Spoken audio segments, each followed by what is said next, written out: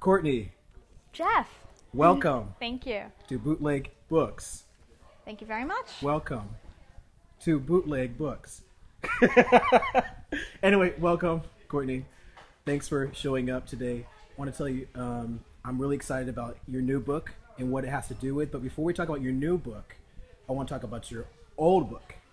So take us back in time. All the way back to all the way October of 2008. Yeah. My first book, My So-Called Family, came out. It's the story of a 13-year-old named Leah who doesn't have a father. She has a donor, and now her mother is married, and she has a stepfather and a younger half-brother, and she's just sort of finding her way in the world, trying to fit in and dealing with having a family that's not quite like everybody else's. And So was she a test tube baby? she was, no, her mother went to a sperm bank. She was a single parent and wanted to have a baby, and went to a sperm bank and got 9 months pregnant. later, And 9 months later, she had Leah, and then ended up getting married and having another kid. And so Leah is just a little bit different in the Right. family, and she goes online and finds some of her half-siblings Wow. through one of the donor registries. And Did she ever meet her father?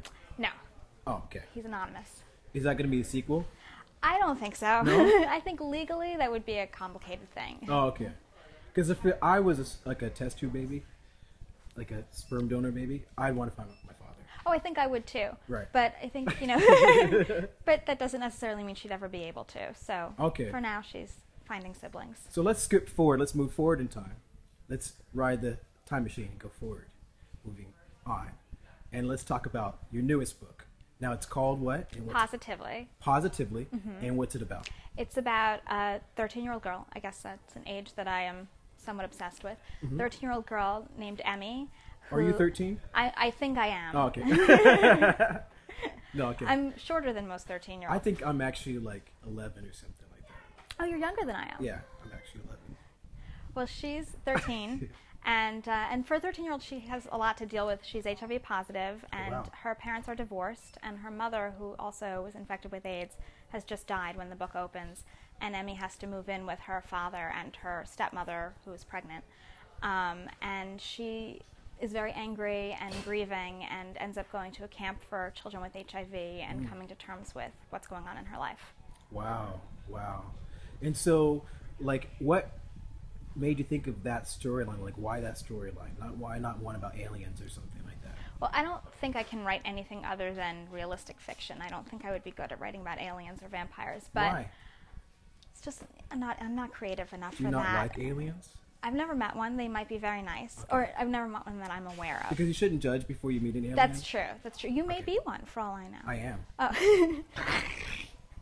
I'm an alien. Yeah. Okay, go ahead. But when I was 13, I started volunteering for an organization called the Elizabeth Glaser Pediatric AIDS Foundation.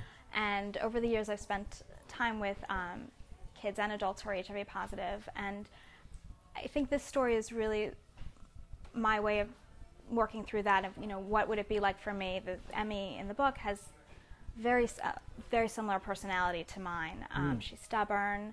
She's clings tightly to things. She loves books. She loves photographs. And I think this was, my journey of, my imagination and the work that I've done over the years. So, like, if you were actually that character, this is what you'd be going Yes, through. she's Okay. very similar to me. So, how stubborn are you?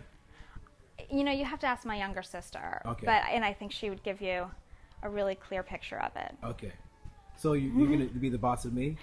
I'm the boss of everyone. I'm the Oh. oldest child. Oh, okay. I'm the middle child. I'm like the Jan Brady, pretty much.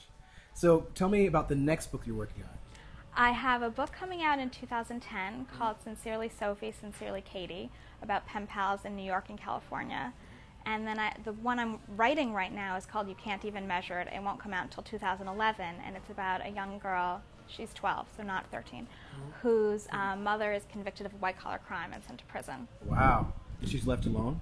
Well, she has a father. Okay. But I also am an attorney in another life, so Oh. I actually am an attorney. I Wow. don't practice anymore, so I brought in a little of my legal expertise into that one. Well, can I be in your next book? Absolutely. Can you name somebody like Jeff Rivera? I can do that. I name all my characters after people I know. My Really? nieces and nephews. It's my goal to be the favorite in every of the family, so I name characters after them. So I can actually, like, have a scene where I'm going to be in your book. Well, what's in it for me?